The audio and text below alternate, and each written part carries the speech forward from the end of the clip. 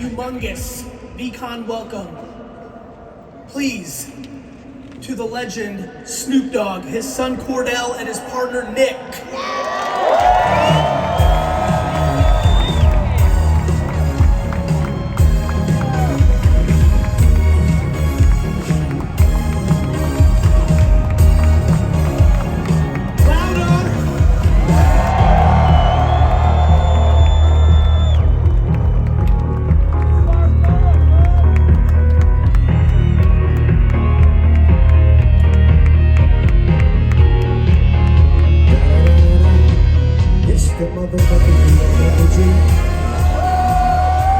Mic check, 1, 2, 1, 2.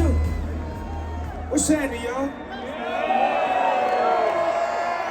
I mean, if you just want to go and sing, I think we'll all just fucking sit here. All right. Listen, obviously everybody knows who the living legend is to the right of me, but over the last several years, it's been incredibly exciting for me to get to know the two to the right of this gentleman, his unbelievably talented partners, Nick and Cordell. So let's start with that. Nick, why don't you give some context to who you are and what you're doing in this Web3 space? Sure, thank you. Nick Adler. I've known Snoop for 15, maybe 20 years now. Got to know him through the world of film and TV, and then branding endorsement. And then when I saw this thing called Web3 and NFTs, when I was introduced to it by some guys in the space like Frankie Nines and Jimmy Eath, I got high on it. I couldn't believe it.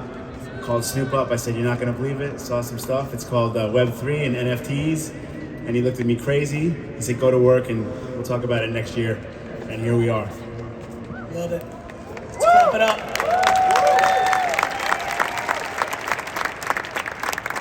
Cordell, because I know that behind the scenes you've been a huge force in this whole ecosystem of this crew and others around you for this movement. You know, many of us know because we just follow things in popular culture. You are an incredible athlete. You know, what grabbed you so quick? Because I think in the many conversations you and I have, they've been thoughtful, they've been deeper. I'm like, okay, this kid's, you know, right? I'm like, oh, okay, this kid's actually putting in the work.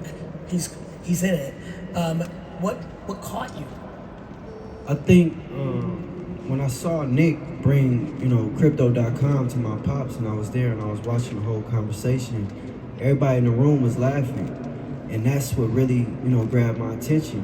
Because, first they laugh, then they hate, and then they join. So I knew that this space would be next. And I wanted to make sure that I could be there to, simplify it for my pops in the terms that, he understands. And sometimes, when we hear from Nick and we hear from other guys, it don't really, cross like that for us. So, I put it in a term where my pops can really digest it. And now, he don't need me or Nick in the room. He could have did this, by himself. But, he a real one and he wanted his team up here. And, that's what we all about.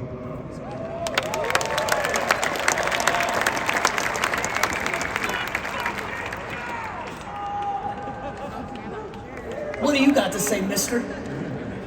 I'm just happy that I have the attention span to listen, because a lot of times, we get so successful we forget to listen. We get so caught up in ourselves to where, nobody can tell us shit. And I'm thankful to have Nick on my team, because Nick is very aggravating when it comes to bringing new shit to me. He brought Instagram, he brought all kind of shit to me that I was like, man, get that shit out of here. Like, the first time he brought, what was the shit where they follow you at? Twitter. He was like, yeah, everybody's following you. I'm like, I don't want motherfuckers following me. But I need You spent your life making sure nobody was following you. Yeah, but it's just the way he explained it, and that's why Cordell came in and gave it an understanding of where I could really understand what Nick was talking about. Nick had great ideas. I just didn't understand the dialogue or the lingo. So once my son broke it down to where I could understand it in, dope dealer terminology, then I could take it, flip it, dip it, and do my own thing with it. I will say, little known fact, early days, I got the lingo down and I was doing some dialogue for Snoop on Twitter. he was on the road one day and somebody said, "You're really funny." He said, "Oh yeah?" And that's when he was like, "Okay, I got to get into this." So. Nick, you were part of a group of 40, 50, 60 people, for me, that were chopping those two, you were lucky you were on the West Coast, but when we were up at 2 or 3 in the morning, it was not as late for you, but can you explain to everybody what those moments are? Listening to Snoop talk about you bringing the gram and Twitter, my whole career has been all that stuff. What should people look for? What are the signs when something's happening? What are those smoke signals? What do they look like? What are the patterns? How do you look for them? What is that thing? Because we were in it, and we were really in it. Like, we were excited. We're talking 100 times a day. Like, you see this and this and this and this and this. Texting each other NFTs. Yeah. I mean, sure. The nice lady asked for all the people that rushed to the stage to potentially sit down and squat down. I think that's a proper request. You gotta listen to the women. I like that. You gotta listen to the women. So if we can be respectful. Speak up, girl. A lot of people, She must be a principal or something, the way she took control of that. she calls out a very good point. What's your last name? Peggy. Miss Penny?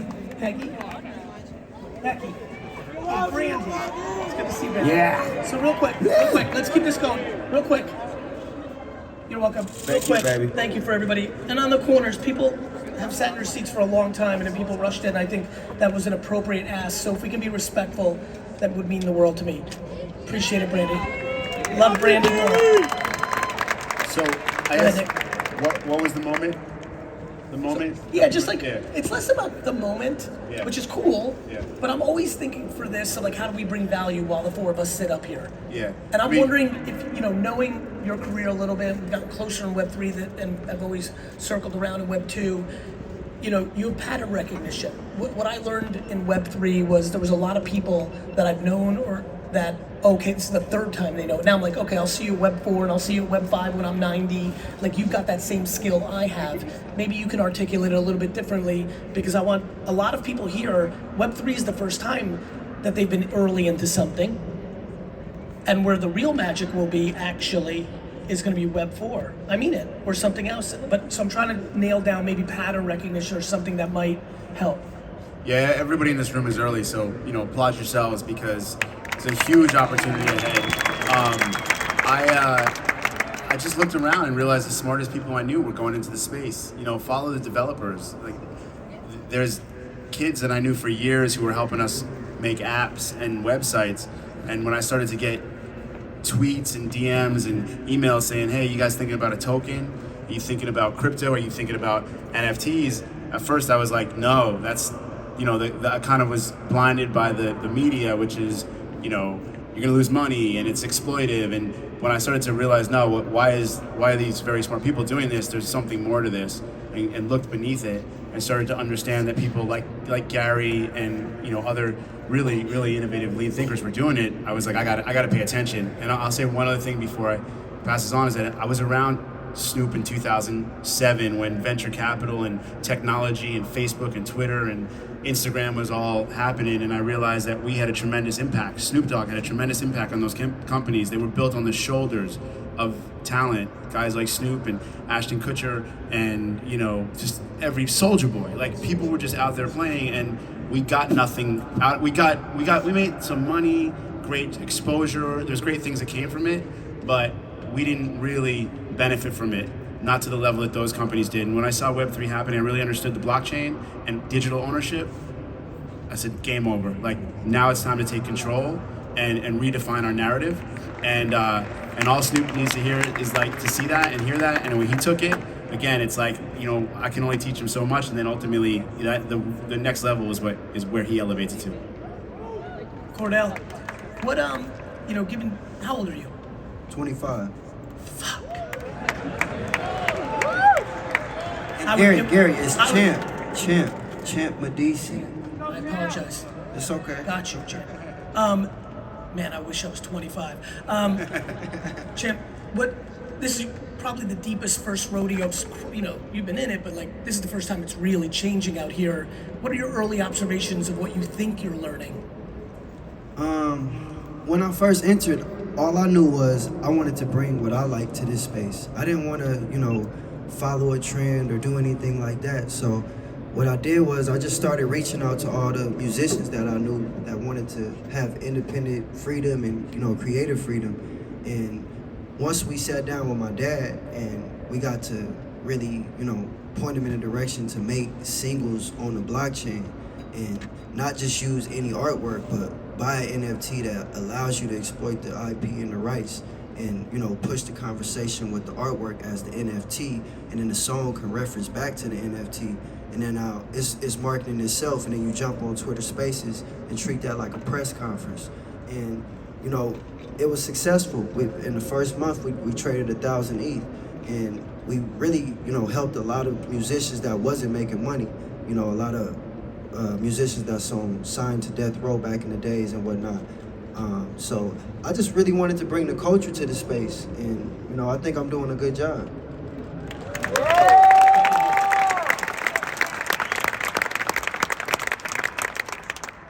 Snoop, you've made a lot of noise in everything you've really touched for the last 3 decades.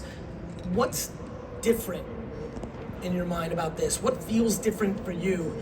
We were talking backstage a little, the gray hairs come with the wisdom, the pattern recognition. We've seen some rodeos before, which makes us stronger at the new one. What stands out for you as different about this? What feels different for you?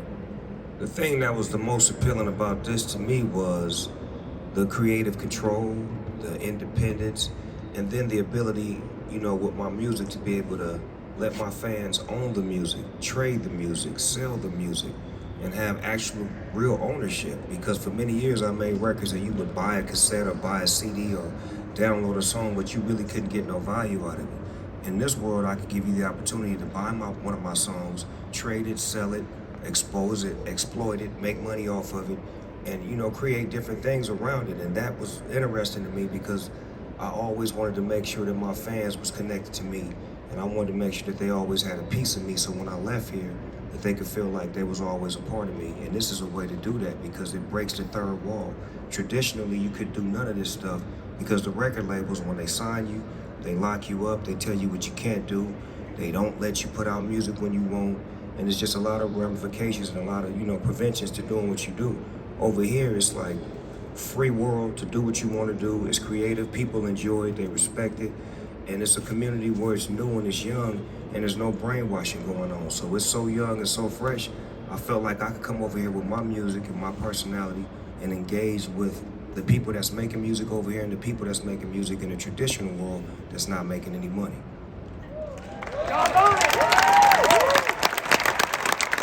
Nick, a lot of people's destiny in Web3 might be to be the business person in the room with somebody who's got a big audience.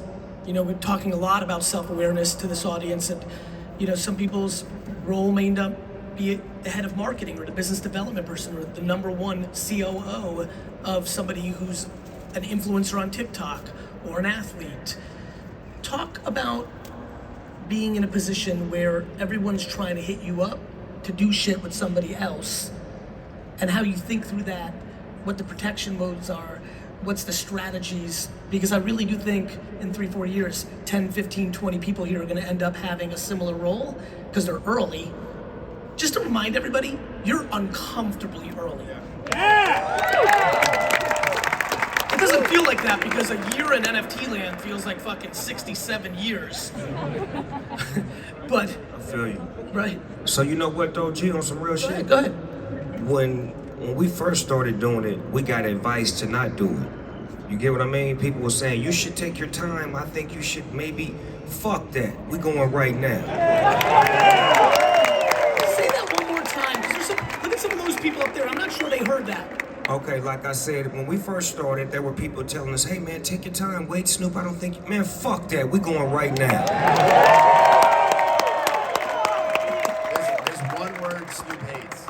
It's called tomorrow. What's the word I hate, Nick? Tomorrow. You can't say tomorrow around this guy. Don't tell me tomorrow. When we gonna get it done tomorrow? Fuck that, we gonna get it done right now. I can't stand tomorrow. I'm one of those kind of guys. I'm an instinct kind of guy, and when you dealing with it, like, as far as like now that I've got bigger in this space, it's just like the same in traditional.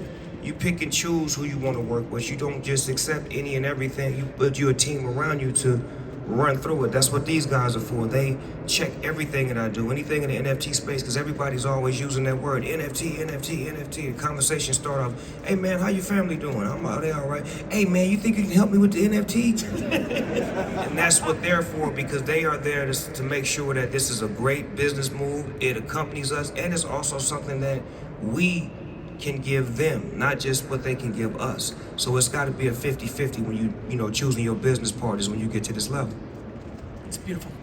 Yeah, I think to the point to your question, Gary, is that if you're working around people that are influential and have a voice, and you're exploring NFT collabs or Web3, you got to do it. You got to get in there and get broken by it, because you know it's hard owning a MetaMask and a seed phrase and buying an NFT and losing money and getting hacked. I got hacked last week for 3 mutant apes, which if anyone in this room knows is a lot of money, and I was mad, but I'm really happy. I'm like happy it happened. I'm OG now. Like I've been through it. I know how to handle it. You got your battle you know? scar. And You've been shot. I got beaten, right? So I think Nick, can you talk about what happened there? Because I think people talk about was it you connected your wallet to get something? Yeah. So That's what's everyone's getting destroyed on the fake website. Yeah. Connect the wallet, connect it. You think you're getting something? It's taking the Yeah. seed phrase game. Yeah. The industry has done a good job. If you think to 12 months ago, the seed phrase people were giving it out, and the industry, the community, got us to a place by the winter, by this year. People are like, wait a minute, I'm definitely not giving that person those 12 words. Yeah. The modern thing that's catching people constantly is go to this site to get this for free. You got that endorphin hit. You're like, I gotta go fast and get it. You don't realize somebody's account was hacked. There's people buying Twitter accounts that are verified just to send out fake tweets with URLs, because people blindly think a verified account is real. When it's too good to be true, Yeah. people are getting caught. Yeah, so, I mean, no matter what happens, the hackers, the scammers, it's not going to be your first time, it's not going to be your last time. They're getting better, and you know, decentralization means that we have to be smarter now and have our own security, protect ourselves. So it's not just about getting NFTs, it's about protecting yourself and learning how to navigate the blockchain. Can I But ask all a it was question? I clicked on. I'm sorry to interrupt, but I want to really get this is a big one. Do you think that a lot of people are going to let a Coinbase or a Meta or some other company hold it and pay a VIG? That everybody loved decentralization, like, yeah, fuck the credit card companies, fuck the government, decentralization, until your shit's stolen, and you're like, yo, can you help me? Everybody loves Everyone's like, decentralization until there's no customer service hotline. That's right. So- People love the wild, wild west until they get shot. So I think the general public will allow other companies to manage. I think I will. Yes. For 3%, I want to sleep. Yeah, yeah. But I think, you know, everything that people build in this room, think about security first. That's what this lesson taught me, is security day one, not day 30. Security day one, multi-sig wallet, where, you know, how are you gonna manage, especially if you're dealing with other people's money. At the end of the day, you gotta be really smart and sophisticated. So, and you know, just to button it up, one other thing I'll say about the early phase of this process and working with, you know, really influential people is you're gonna make mistakes. It's not gonna be pretty. There's a very vocal, Twitter's a very vocal place. Web3 is a very, like, there can be some anger and some vitriol, and people can turn on you and they tell you that you're, you know, when you're dealing with people's money, they get a little uptight. But, you know, we did some things. Not everything's been perfect. Our first couple drops, we had some wins, we had some losses. But the biggest thing that Snoop's taught me, and the biggest thing that I think I can tell anyone in this room, biggest lesson is, this is a space that you might look a little crazy sometimes, you might do something that might make everybody happy, but if you show you're here for the long run and you keep going, you'll build trust in this community, and when you build the trust in this community, game over. Champ, the youngsters, you know, a lot of people, youngsters in popular culture coming to you, they see you're leading ahead.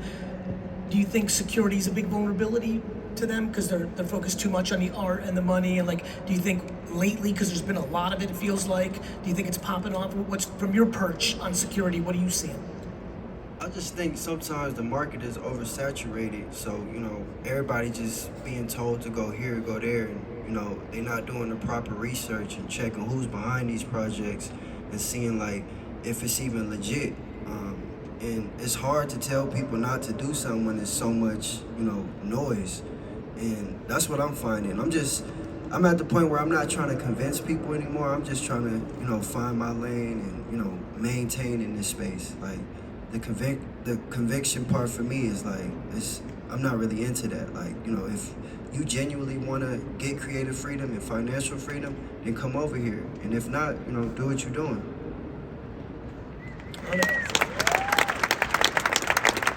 So let's talk about creativity. You know, you are underrated for all your popularity, I think, on your overall popularity because you're such a juggernaut in music.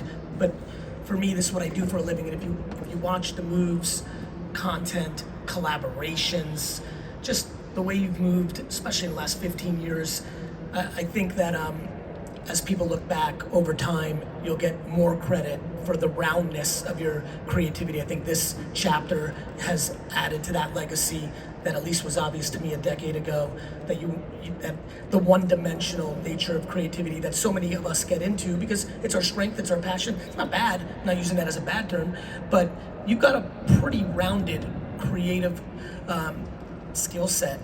How do you think about creativity? There's a lot of creative people here. It comes in a lot of shapes and sizes. Go ahead, Shane. I think he should say something about like, cause he's so creative. Like we got the Bored Ape for him in what was it, October, and like, you know, he really started to sit down with himself in January and, you know, came up with the whole brand of Dr. Bombay, and that's what he wearing right now. And he got so many different ventures that he's attaching to his IP that, you know, he owns. And I think that's so creative and that's so inspiring because so many people have cool NFTs that y'all can monetize off of. And instead of it just sitting in your wallet, like, go make you some money. Go put it places that it's not and, you know, innovate.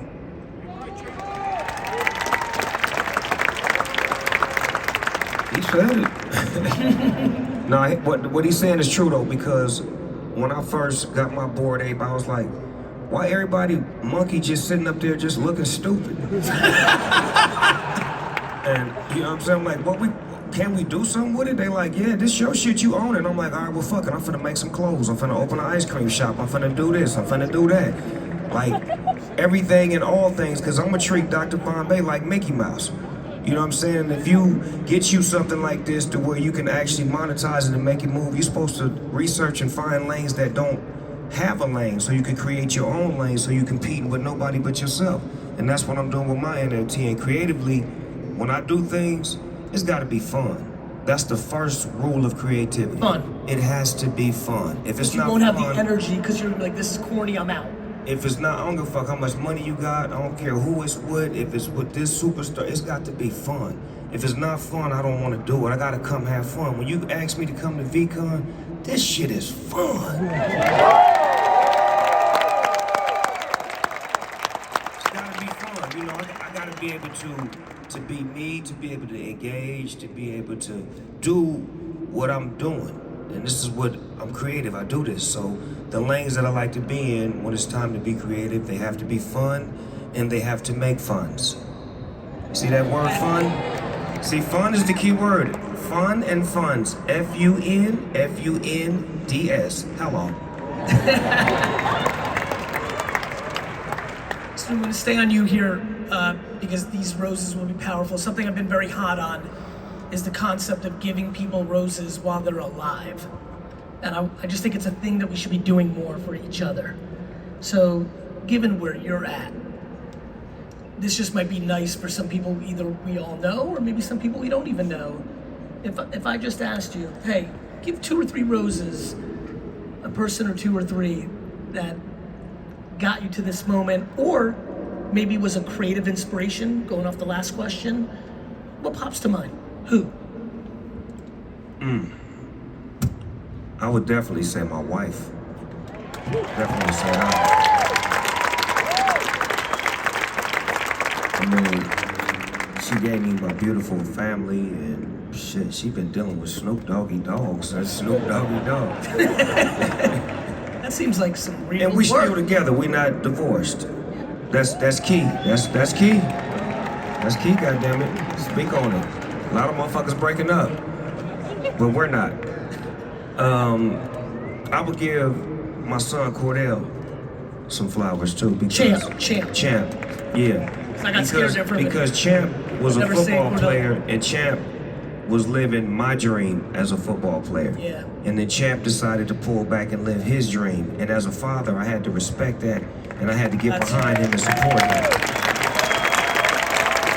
Can we stay on that, Champ? I need you to say this. This is a lot about Snoop. You may not know this. This is a lot of the content I put out about parenting, and like I'm passionate about letting your kids be them, not who you want them to be.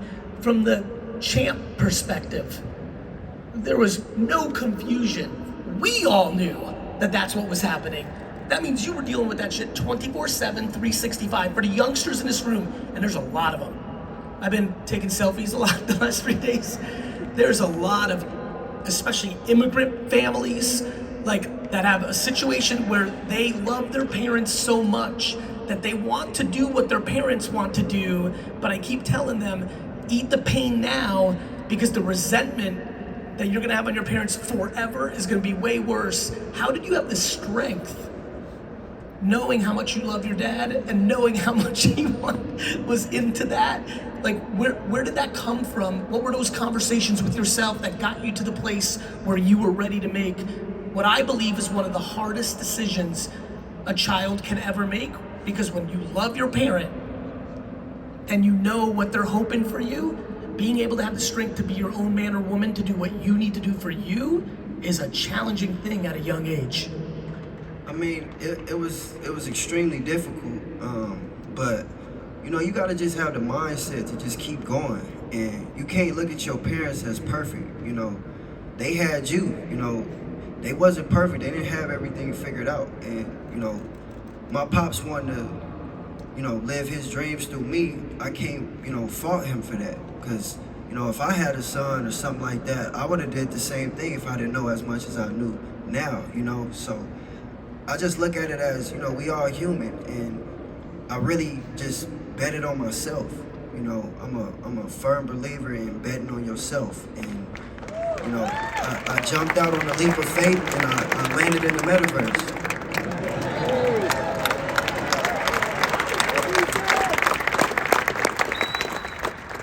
Nick, what are your thoughts on the market correcting? More bear than, you know, bull. What are your thoughts about the last 3, 4, 5 weeks? You've been in it for a cycle here. Would love to get your perspective on the current state of the market from. Yeah, no, I get it. Hashtag not a financial advisor. Yeah,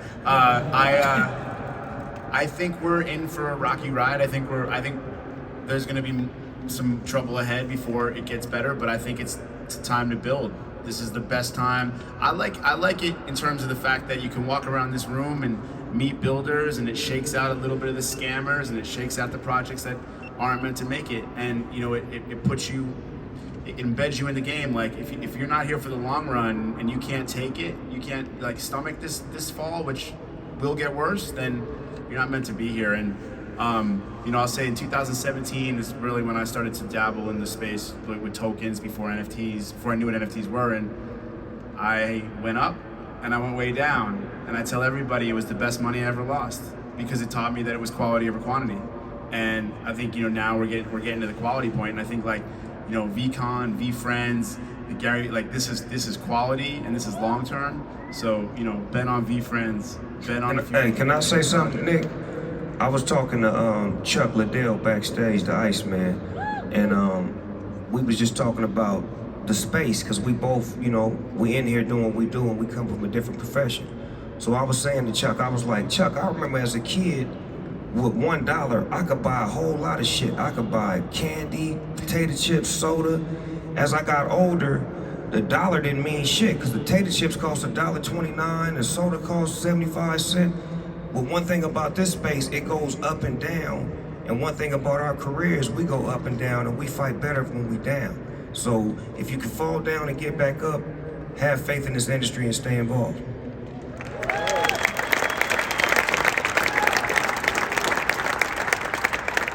I'm just gonna be a little selfish for a quick second. Can we talk about death row? Why not? Not why. Talk about an iconic moment for so many of us that grew up. What's, you know, obviously a lot of people maybe have seen some tweets or some headlines. Give us the state of the union of this exciting development. Well, initially I was trying to go back and get my masters to my album Doggy Style because I didn't own my masters and I didn't get any publishing money because I was in a songwriter's deal. So once that became available, I had to put a plan together to try to figure out how to get my masters and how to get things that was connected to it. So once I got it back, I wouldn't have to ask nobody how to get money off of my project or how to service it. So Death Row Records became available, and then the publishing became available, and all of the masters became available. So I purchased it, made it mine, put it in a situation where now I'm rebranding it. I'm putting it in a different walk of life. We're doing different styles of music. We brought it to the metaverse. We did different things as far as like snatching it off platforms right now. You can't get it anywhere right now because I'm positioning it to bring it back, but with a financial twist to it, because traditionally they gonna have to pay the same way we pay over here. So just trying to put a new business platform together for Death Row and making it friendly, making it lovable, making it cool. So when you wear your t-shirts that say Death Row, you don't have to worry about getting hit upside the head.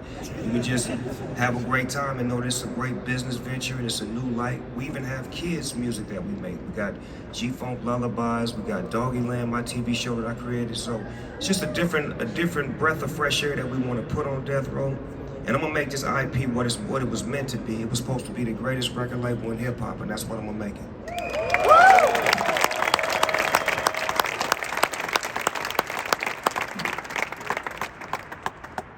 Champ, projects versus artists versus other things you could do with NFTs. What's got you hot right now? Like where is your attention? What's got you most excited? NFT music, like I really like that because it's easy. You know, artists can now, you know, put music on a blockchain and once you purchase it, you can get the instruments, you can get the stems, and now for once you can have a chance to feature on a song with one of your favorite artists instead of just listening to it all the time. And now the artist can engage with the community and find, you know, the next emerging artist that they may have never heard before. And I think that's a cool way to really like interact with your community, especially as an artist. Because, you know, I grew up with music and I love music, and, you know, I really want to see NFT music, you know, grow and flourish in this space. Love that. Nick, what about you? What are you spending time on right now? Anything stand out? Any project? Any artist? Yeah, I mean, I love. Obviously, I'm all in, still on the apes and what we've been able to build and ownership of IP from these bigger projects. The technology itself, just how we can build our own smart contracts, how it can be more simple, how Snoop can say, I want to put out a record tomorrow, and we have a platform to put it out on. And you know, you can own it, you can collect it, you can trade it, and you can benefit from it. I think the thing that's been really exciting, and Gary, you do it really well, is, you know, there's a lot of drops that come out, and we all run to get the drops. And there's no place really focusing on the secondary of that drop. Like, what is the, beyond OpenSea, like what can come with that drop? And I'm looking for the platforms that allow us to keep the fans, the owners, constantly, you know, benefiting and consuming it. So I'm just really excited about technology in general. Love it. Snoop, as you're going into this kind of iconic part of your chapter, how much are you thinking about the concept of communicating how you got here, the patterns? Like, where are you at in that legacy part of your head? Like, are we gonna get an album where you're gonna teach us how to do it? Are you gonna write a book about that, documentaries? Just curious what runs through your mind creatively on stuff that lessons, you know, patterns, that stuff. That's crazy that you asked that, because I've told many people that have had power to create books of how did you get to this point and what was the struggle and the situation, and now I'm listening to you talk to me like, shit, I should be telling myself that. Like, maybe I should figure out a way to create some sort of book or some sort of manual on, you know, how to and how I've got to where I've gotten to and the things that I had to go through to get here, and, you know, just the patterns and the, you know, the things that I've done to create this lane that I've called my own. And I think some of the things that I'm working on that can handle that in general is, I'm gonna speak on it, I'm gonna say it to y'all. I'm working on a biopic right now, Snoop Dogg biopic Okay. of my life. And I think that'll give you, you know, somewhat of an understanding of how this little kid from the east side of LBC became your favorite rapper's favorite rapper.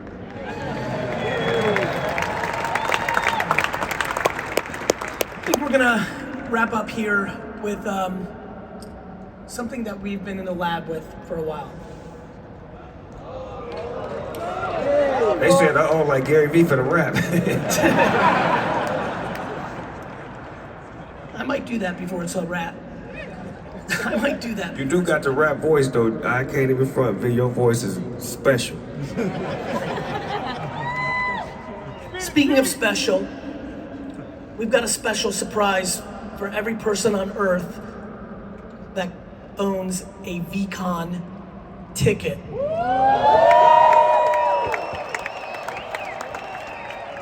So the four of us have been shopping a lot, and what I'm incredibly proud of is how little we're gonna tell them today. You boo enough, and I might just take it back completely, so watch your fucking face. And I'll tell you why I'm proud of it, because I'm gonna use it in the meta, because this conference, if nothing else, over the last 4 days has been about, have you thought about this? Have you pondered that? We have worked real fucking hard. Flights, Zooms, breaking out in different, me and him, those two. We've been working for a while on the fact that we want to reward the shit out of somebody who owns a Veecon NFT. Thank you.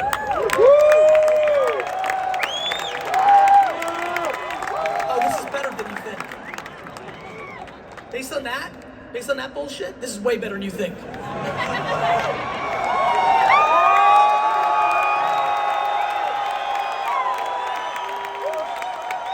But I think there's a monster meta lesson in what I'm about to say. We'll get to the punchline in a second here. I'm not going to hold it too long. We'll talk about how we're thinking a little bit, get it flirted up a little bit. But we aren't going to say so much because we cooked, we pulled back.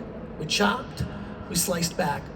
And I think in this normal situation where we have great reputations and some real love forming and we're trying to do thoughtful shit and we're building for decades, you might push yourself to just get it to a place where you can put it out, where we're like, this is what we're doing, this is what's happening. And without even really a lot of discussions, we just all knew it wasn't ready, right? And so later this summer, early this fall, there will be an activation where your Veecon ticket is gonna be the trigger. And if you got 4 of them, you got 4 of them. And you got 4? He doubled down. And so later this fall, late summer, early fall, we're gonna drop something. We're still cooking, but because I love all of you, I highly recommend you consider holding on to your Veecon ticket. It's gonna be extremely thoughtful. We're talking access, not just art. We're thinking thoughtfully. And the Snoop V-Friends collab is happening. Yes, sir. D-O-double-G Friends is going down. D-O-double-G-V! It's going down. Gary Vee, you gonna sign to Death Row? Shout out to the homies right there with the matching. I don't even know what the hell that shit is. That's the Snoop Dogg. I fuck with it. I love it. The matching. I need to get a picture with y'all. I fuck with it. So to make it very clear, because I get scared in moments like this, like, not you once owned the Veecon ticket, that's not gonna count. You need to have your Veecon ticket for this moment. We're really working on it. It's gonna be real thoughtful, and we wanted to surprise everybody and really do super right by the people that have Veecon 1 tickets.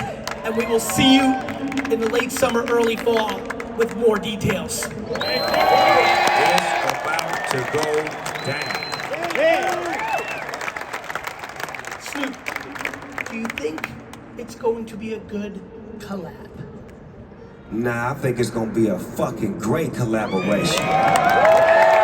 D-O-double-G Friends, baby. Take us us home, legend. I'll give you the last minute. What do you want to say? What do you want to sing? What do you want to think? What do you want to leave these wonderful friends with? What I want to leave them with? 1, 2, 3 into the 4. Snoop, Doggy Dogg, and Dr. Dre is at the door, ready to make an entrance. So back on up. Give me the microphone first so I can bust like a bubble. Compton and Long Beach together, now you know you in trouble. Cause ain't nothing but a G thing. Baby. 2 loped out G's, so we crazy. And Death Row is the label that pays. We unfadable, so please don't try to fade this. Let's hear it for these three. Get real fucking loud!